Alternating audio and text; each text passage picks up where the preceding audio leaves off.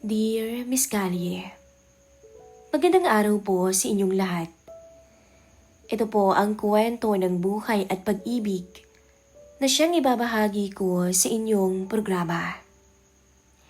Ako po si Cherry, 19 anyos at kasalukuyang nasa ikalawang taon sa kolehiyo. Noon, akala ko normal lang ang magiging buhay ko kasama si Mama. Bata pa lang ako nang mawala si Papa sa amin at mula noon, si Mama na ang sumuporta at nagtaguyod ng lahat sa akin. Siya ang naging sandigan ko sa lahat ng bagay, tumayong haligi at ilaw ng aming tahanan, hanggang sa dumating ang panahong pinili niyang magpakasal muli. Hindi ko siya masisisi. Byuda na siya at ilang taon na rin siyang nag-iisa. Dumating sa buhay namin si Tito Ramon na isa ring byudo. Pero may isang anak na lalaki mula sa nauna niyang asawa. Ito si Kuya Anjo. Noong una, hindi ko alam kung paano ko tatanggapin ang idea na magkakaroon ng isa pang ama, lalo na ang kapatid. Biglang magkakaroon ako ng bagong pamilya, bagong tahanan, at higit sa lahat, isang kapatid sa ama. Nang ipakilala siya ni Tito sa amin, doon ko siya unang nakita. Siya yung tipo ng lalaking hindi mo agad makakalimutan. Matangkad siya, maputi, laging nakaayos, at may mga matang malalim kung tumingin. Hindi siya masyadong madaldal nung unang beses kaming magkakilala, pero ramdam kong mabait siya. May nahon din siyang magsalita at may kumpiyansa sa sarili. Matanda lamang siya ng ilang taon sa akin. Pareho rin kaming nasa kolehiyo, kaya't natural na marami kaming bagay na napag-uusapan. Noong una, iniisip ko, okay, may bagong kapatid na ako. Simple lang pero habang tumatagal, nagbago ang nararamdaman ko, Miss Callie. Nagsimula ito sa mga simpleng bagay. Tuwing magkasabay kaming papasok sa klase, o kaya lagi niya akong inaalok na ihatid sa klase ko. Kahit hindi niya naman daanan o dadaanan ang building ko, ihahatid niya pa rin ako bago siya dumiretso sa kanya. Minsan kahit sa library, kapag sabay kaming nag-aaral, ramdam kong minsan nakatitig siya ng palihim. At kapag nagtagpo ang mga mata namin, mabilis niyang binababa ang tingin sa libro niya. At doon ko unang naramdaman ang kaba, yung kakaibang tibok ng puso na hindi ko dapat maramdaman sa kanya. Alam kong mali yun, pero bakit ganoon? Habang mas nakikilala ko siya, mas lumalalim ang paghanga kong nararamdaman. Nakikita ko kung gaano siya kasipag, kung gaano siya karespeto kay Mama, at kung paano niya pinapahalaga ng ama niya. Minsan kapag magkasama kaming apat sa pagkainan, parang wala lang.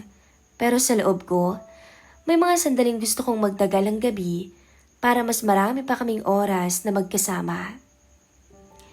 Minsan, isang gabi, nagkasabay kaming uminom sa kusina. Nakasuot lang ako noon ng malaking t-shirt at short na medyo maiksi. At siya na may bagong ligo lang. Ang bango-bango niya at ang init ng titig niya nung sandaling yun ay kakaiba. Walang salita na lumalabas sa amin. Ang tanging ingay ay ang tunog lamang ng kutsara sa baso. Nung magtama ang mga mata naming dalawa, hindi ko alam kung bakit. Bigla akong kinabahan at napaiwas ng tingin. Cherry, tawag niya, na may pag-aalinlangan. Sanay ka na ba dito? Medyo pa lang, sagot ko habang nakangiti ng pilit. Tumango siya at ngumiti rin. Pero may iba sa ngiti niya na para bang may ibig sabihin. Simula noon, naging mas maingat ako.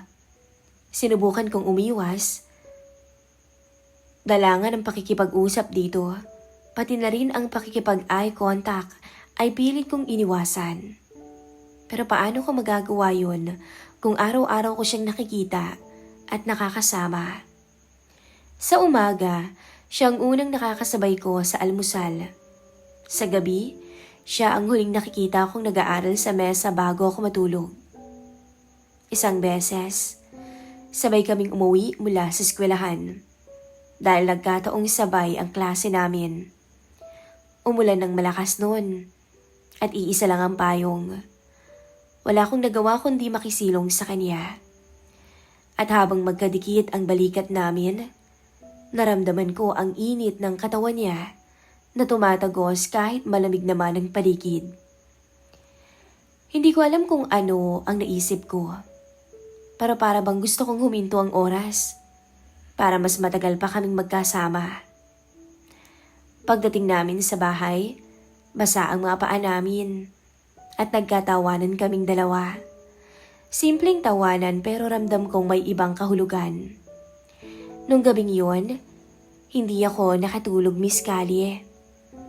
Ang utak ko ay litong-lito. Ilang linggo pa ang lumipas at mas lalo akong nalilito. Alam kong mali, pero bakit parang lalo pang lumala ang nararamdaman ko? Minsan habang nasa library ako, dumating siya na may dalang kape.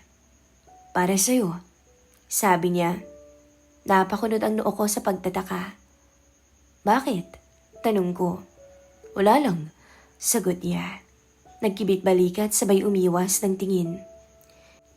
Naisip ko lang baka gusto mo. Tsaka baka pagod ka. Mula noon, palagi na niyang ginagawa yon. Mga maliliit na bagay na hindi ko alam kung simpleng kabaitan lang o may ibang ipakahulugan. At dito nagsimula ang kinakatakutan ko. Baka hindi lang ako ang nakakaramdam ng ganito. Baka pati siya ay ganun din sa akin. Maraming tanong sa isip ko na hindi naman masagot. Pero paano kung totoo nga? Paano kung hindi lang ako ang nakakaramdam ng kakaiba? At paano kung dumating ang araw na wala kaming magawa kundi tanggapin ang damdaming to kahit labag para sa mata ng lahat? Miss Callie, hanggang ngayon pinipilit kong itago ang lahat. Sa harap ng mama ko at ni Tito Ramon ay simpleng magkapatid lang kami. Pero sa loob ko, may isang sigaw ng damdamin na hindi ko na mapigilan. Minsan, nagsisyon sina mama na magbabakasyon kaming lahat sa probinsya nila Tito. Kailangan daw naming magpahinga mula sa stress ng Maynila at ng eskwela. Natural na masaya ako, pero may kaba rin na kaakibat dahil alam kong ilang araw kaming magkakasama ni Anjo.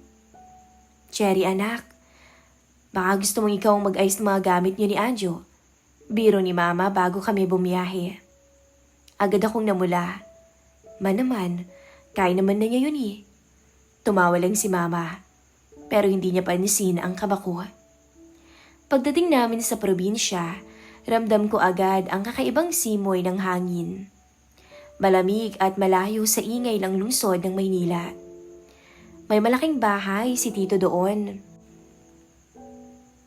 At may mga kwarto ito na sapat ang bilang para sa lahat. Magkatabi ang kwartong tinalaga sa amin ni Mama. Doon na lang daw ako sa tabi ng kay Anjo. At masyado daw madilim kapag sa bandang dulo pa. Kinagabihan, matapos ang hapunan, sabay kaming naglakad ni Anjo papunta sa kanya-kanyang kwarto. Tahimik lang kaming dalawa. Hanggang sa maya-maya, siya na mismo ang unang nagsalita. Kanina ang tahimik mo habang kumakain tayo. Sabi niya. Pagod lang siguro. Sagot ko. Pagod? O baka naman umiiwas ka? Mabilis niyang balik sabay ngiti. Parang kinuryente ang pakiramdam ko, Miss Callie. Hindi ko alam kung anong ibig niyang sabihin, pero tila may ibang tono sa boses niya. Kinabukasan, nagpunta kami sa ilog malapit lang sa bahay. Nag-swimming kami kasama ang mga kamag-anak nila. At kami ni Anjo ay naiwan sa isang gilid. Naupo kami sa damuhan at habang nakatingin ako sa agos ng tubig ay bigla siyang nagsalita. Cherry, alam mo bang hindi pa rin kita tinuturing hanggang ngayon na kapatid? Napalingon ako sa kanya. at hindi ko alam ang isasagot. Ramdam kong namula ang pisngi ko at halos tumigil ang paghinga ko. Anjo, tanging nasabi ko, sabay iwas ng tingin. Hindi ko alam kung mali o tama ba to pero araw-araw kitang iniisip. At araw-araw akong natatakot na baka kapag nalaman mo, umiwas ka. Nalamig ako sa narinig ko. Lahat ng kinikimkim kong lihim ay binigkas niya. Lahat ng iniiwasan kong aminin, siya mismo ang nagsabi. At bago pa ako makasagot, bigla niyang hinawakan ang kamay ko. Hindi mahigpit, pero sapat para maramdaman kong totoo ang lahat ng sinabi niya. Cherry, bulong niya. Gusto ko sanang bawiin ang kamay ko pero hindi ko nagawa. Sa halip, hinayaan ko siyang manatili roon. Sa ilang segundong iyon, parang huminto ang mundo. Pag-uwi namin nun sa bahay, ramdam ko yung tensyon. Hindi ko alam kung halata ba ni mama o ni tito. Sa pagkainan, napapansin kong tinitingnan kami paminsan-minsan ni mama. Kayo, mukhang nagkakasundo kayo ni Anjo, ha? Sabi niya habang nagsasandok ng kanin. Napangiti si Anjo. Syempre ho, kailangan namin magkasundo. Dahil magkapatid na kami. Pagkarinig ko nung salitang yun, parang may kumurot sa dibdib ko. Napayo ko na lamang ako at nagkunwaring abala sa pagkain. Kinagabihan hindi ako makatulog. Lumabas ako ng kwarto para uminom ng tubig. Doon ko naabutan si Anjo na nakaupo sa may sala at nakatingin sa labas ng bintana. Hindi ka pa rin tulog? Tanong ko. Umiling siya. Hindi ako mapakali. Lumapit ako at naupo sa tabi niya. Ilang sandali kaming tahimik. Cherry, sabi niya sa mababang boses. Hindi ko na kayang itago to. Alam kong mali pero totoong gusto kita. Tumigil ka, Anjo. Mahina akong sagot. Baka marinig ka nila. Wala naman silang maririnig. Tayo lang ang nandito. Lumingon siya sa akin at sa unang pagkakataon, sobrang lapit ng mukha naming dalawa. Ramdam ko yung hininga niya. At ang mata niya ay puno ng pagkalito. Parang emosyon na meron din ako. Hindi ko alam kung ako ba ang unang pumikit o siya. Basta ang alam ko, ilang metro na lang ang layo namin. At kung hindi ko pipigilan ang sarili ko, baka tuluyan na kaming madala ng damdamin naming dalawa. Pero bago pa mangyari yon, narinig namin ang boses ng nanay ko mula sa itaas ng hagdan. Cherry, Anjo? Bigla akong natauhan at napadilat ang mga mata. Agad akong tumayo at kinuha ang baso ng tubig, sabay sagot na, iinom lang po ako ng tubig. Sumilip siya at tumango. O sige, matulog ka na pagkatapos ha? Maaga pang biyahe natin bukas. Nung umakyat si Mama, nagkatinginan kami ulit ni Anjo. Pareho kaming huminga ng malalim. At saka siya bumulong. Hindi tayo makakatakas dito, Cherry, kahit anong gawin natin. At doon ko na-realize, kahit anong iwas ang gawin namin, kahit anong pagtatakip, ay lalong lumalalim ang nararamdaman namin. Kinabukasan habang nag-aalmusal, tinanong kami ni Tito Ramon. Paano ba kayong dalawa sa eskwela? May mga bagong kaibigan na ba kayo? Opo, meron naman po. Sagot ko. Maayos po, lagi kaming magkasama. Dagdag naman ni Anjo. Napatingin si Mama sa amin. Nakangiti siya pero para bang may halong pagsusuri. Basta ang mahalaga, sabi niya, magturingan kayong tunay na magkadugo. Pamilya pa rin kayo. Parang tinamaan ang puso ko sa sinabi niya. Gusto kong sumang-ayon. Gusto kong sabihin na oo. Pero sa loob-loob ko, alam kong hindi ganoon ang turing ko kay Anjo. Iyon ang pinakamalaking kasalanan ko. Ang mahalin ang isang taong hindi dapat. Hanggang ngayon naguguluhan pa rin ako. Sa probinsyang iyon nagsimula ang lahat. Hindi lang pala akong nakakaramdam dahil pareho pala kami ng nararamdaman ni Anjo.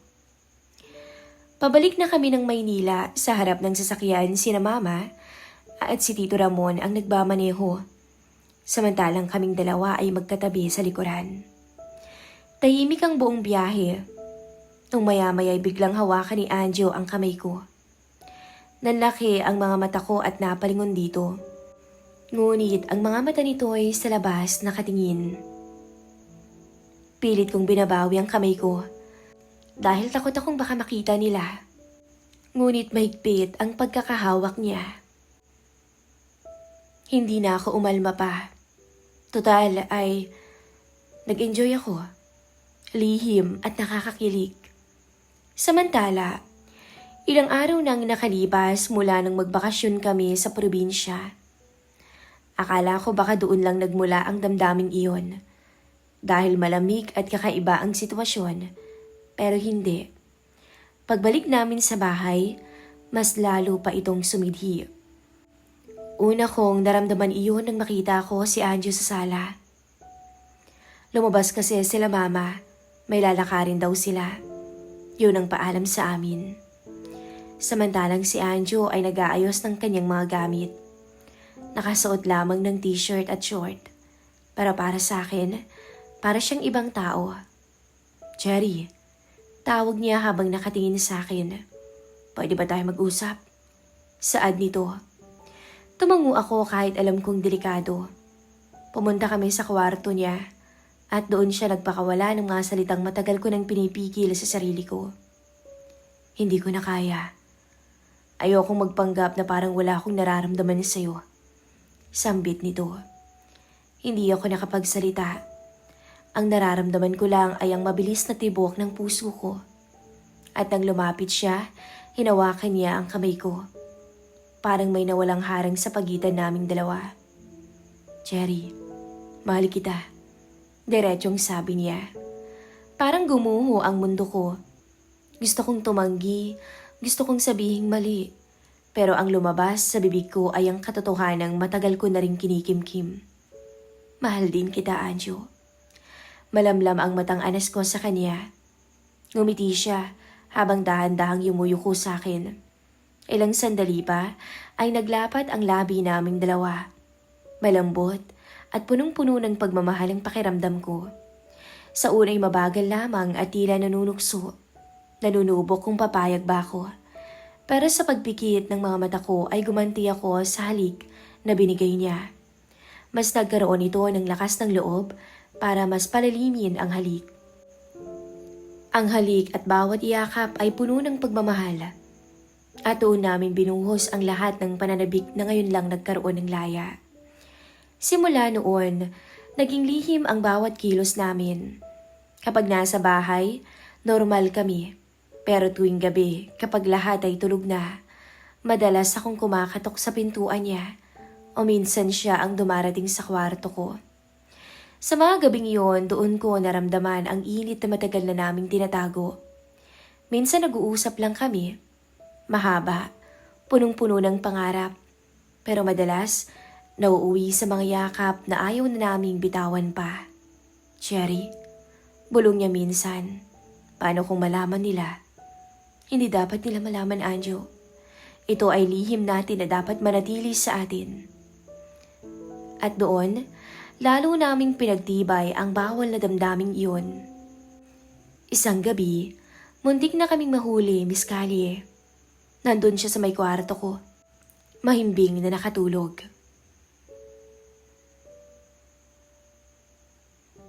Nakaunan pa ako sa dibdib niya. Nang biglang kumatok si Mama. Cherry, gising ka pa ba? Tawag niya. Parang nanlamig ang buong katawan ko. Mabilis na tumalon si Anjo mula sa kama at nagtago sa likod ng kurtina. Agad akong bumangon. Oh ma, bakit po? Tanong ko habang pinipilit kong gawing normal ang boses ko. May activity ka bukas. Baka makalimutan mo ha? Opo ma.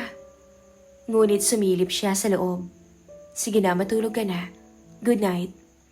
Nung isara niya ang pinto, tsaka lang ako nakahinga ng maluwag. Lumabas si Anjo mula sa likod ng kortina. Pawis at halatang kinakabahan. Pareho pa kaming natawa ng mahina, pero halata sa aming dalawa ang takot. Delikado. Bulong niya. Alam ko. Sagot niya sabay hawak sa pisngi ko. Pero hindi kita bibitawan. Miss Callie, hindi ko alam kung tama pa bang tawaging pag-ibig ang lahat ng to. Sa eskwelahan, kahit magkaiba ang klase namin, lagi kaming nagkikita. Minsan magkasabay kaming umuwi, pero nag-iingat kami sa harap ng mga kaklase namin. Pero sa aming dalawa, alam naming may alam kaming lihim na walang dapat ibang makaalam. Sa bahay, mas naging bihasa kaming magtago. Kapag kasama namin ang pamilya namin, normal lahat. Pero kapag nakaharap kami sa isa't isa, para kaming ibang tao. May mga gabing dumadaan ako sa kwarto niya. Tahimik na pumupunta roon at doon kami magtatagpo sa bawal na mundo. Hindi ko na mabilang kung ilang beses na may nangyari sa amin, Miss Callie. Ang mga gabi naming iyon ang naging paraiso at impyerno ko. Masarap pero punong-puno ng kasalanan. Hanggang ngayon, hindi ko alam kung hanggang kailan namin kayang itago to. Alam naming pareho na mali, pero hindi namin magawang huminto. Minsan habang nakayakap siya sa akin, bumulong siya. Jerry, minsan naiisip kong sana hindi na lang to nangyari. Sana sa ibang pagkakataon na una tayong magkakilalang dalawa. Napaluha ako. Ako rin, Anjo. Pero ito ang meron tayo. Kasal ang mga magulang natin. At doon ko nasabi sa sarili ko, hindi na to simple lang na pag-ibig. Ito ay pag-ibig na hindi namin dapat maramdaman, ngunit pinili naming dalawang mahalin ang isa't isa. Sa bawat gabing magkasama kami sa loob ng silid, lalo kaming nalulunod sa lihim na ito. Ang bawat halik, bawat hawak, at bawat bulong ay parang sumpa at biyaya ng magkasabay. Miss Callie, aaminin ko, mahal ko si Anjo. Natutunan na naming tanggapin yun. Kahit pa ang kapalit ay ang takot na isang araw baka lahat ng to'y masisira. Mabilis na lumipas ang mga araw at buwan. Ngayon ay 4 na taon na mula nung magsimula ang lahat. Nasa huling taon na kami ng kolehiyo. Sa mata ng lahat, sa mata ng pamilya namin, normal ang relasyon namin bilang anak ni Mama at ni Tito Ramon. Pero kapag kaming dalawa lang ay nag-iiba, 4 na taon na naming tinatago ang lihim na ito, ang bawal naming pagmamahalan. Minsan iniisip ko, paano pa kami umabot dito? 4 na taon ng pagtatago, na puno ng pangamba na baka isang araw ay mahuli kami. Pero sa kabila nun, 4 na taon ding punong-puno ng pagmamahalan, ng tawa, ng yakap, at halik na kami lang ang nakakaalam. Sa eskwelahan, normal ang lahat. Wala ni isang nakakaalam. Sabay kaming umuwi para makapiling ang isa't isa. Minsan nagkukunwari pa kaming may group study pero ang totoo, nagkukulong kaming dalawa sa silid. Minsan sa library, habang nakaupo kami sa magkaibang mesa, magtatagpo ang mga mata namin. At sa titig na iyon, alam naming may ibang ipahiwatig ang isa't isa dahil kaming dalawa lang ang nagkakaunawaan. Pero habang tumatagal, mas lalo kaming napapagod sa pagtatago. Jerry, bulong niya minsan habang yakap ako. Hindi mo ba naiisip na sabihin na lang natin to? Kanino? Kay Mama? Kay Tito? Sa pamilya natin? Tanong ko, sa tingin mo matatanggap nila tayo? Tumahimik siya at doon ko nakita ang hirap sa mga mata niya. Alam kong gusto niya nang maging malaya at maging bukas kami sa lahat. Oo, mahal namin ang isa't isa.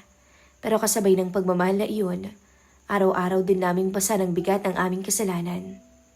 Sa bahay, patuloy naming ginagampanan ng papel. Tuwing hapunan, nakikipagbiruan siya kay Tito habang ako na may nakikinig lang. Tuwing linggo, nagsisimba kaming 4 na para bang isang masayang pamilya. At sa lahat ng yun ay walang nakakahalata. Pero pagkatapos ng lahat, bumabalik ang katotohanan. Minsan nakahiga ako sa dibdib niya at bumulong ako. Anjo, hanggang kailan natin to gagawin? Hanggang kailan tayo magtatago? Hinawakan niya ang buhok ko at mahina siyang tumugon. Hanggang kaya natin ni siguro. Hanggang pinipili natin ang isa't isa. Malambing nitong sabi. At doon ko naramdaman ang sakit. Dahil oo, pinipili namin ang isa't isa. Pero kasabay nito, pinipili rin naming mabuhay sa takot at pangamba araw-araw. Ngayong papalapit na ang pagtatapos namin sa kolehiyo, mas lumalakas ang tanong ko sa sarili ko na hindi ko naman masagot. Ano ang susunod na hakbang para sa amin? Kung ipapaalam ba namin, baka tuluyan kaming itakwil at baka masira ang aming pamilya. Baka mawala ng tiwala si tito at si mama. Pero paano namin ipapaliwanag na sa kabila ng lahat-lahat, pinili naming mahalin ang isa't isa. Pero kung mananatili kaming tahimik hanggang kailan? Hanggang sa magkatrabaho kami? Hanggang sa dumating ang araw na kailangan na naming bumuo ng sarili naming pamilya? Paano kung dumating yung oras na hindi na sapat ang pagtatago? Isang gabi, hindi ko na napigilan ang sarili ko. Kinausap ko si mama. Ma, bungad ko. Paano kung may taong minahal ka, pero alam mong hindi matatanggap ng iba?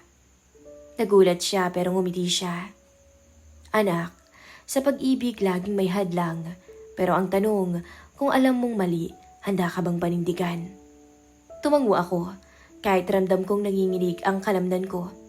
Kung pipiliin mo ang mali anak, kailangan mong tanggapin ang lahat ng magiging kapalit. Hindi lahat ng pagmamahal ay dapat ipaglaban. Hindi ko na nasundan ang tanong ko. Natakot ako, Miss Callie. Natakot akong malaman niya ang katotohanan. Pagbalik ko, sinalubong ako ni Anjo. Umiiyak ka ba? Tanong niya. Umiling ako. Hindi. Pero alam kong nagsisinungaling ako. Hindi ko na kaya pang tumingin sa mga mata niya. Dahil alam kong makikita niya ang lahat ng takot at sakit na nararamdaman ko.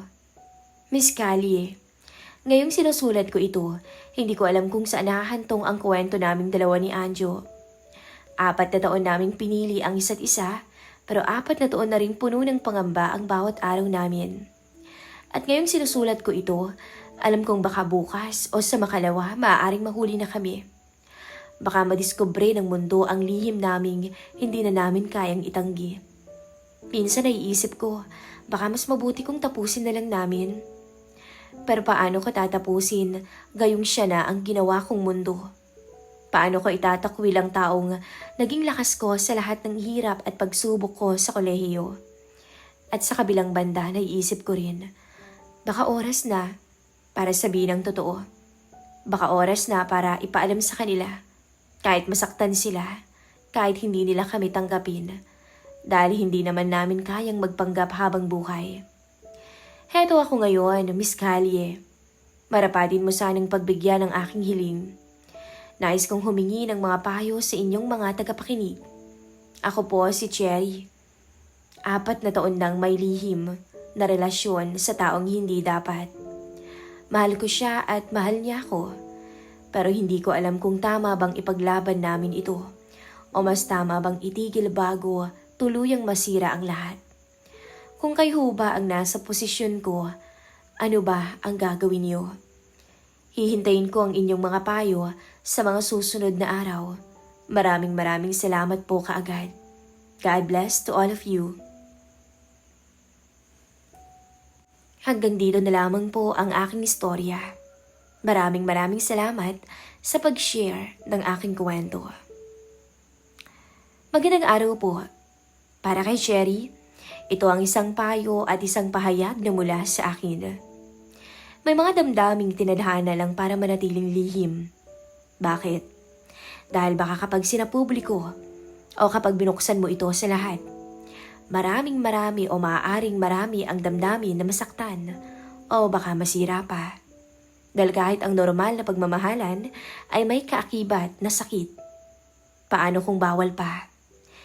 Maraming salamat po sa inyo, Miss Cherry. Tulad ng kanyang hiling, maaari po kayong mag-iwan ng isang advice sa ating comment section. Muli, ito po ang inyong lingkod, Miss Callie.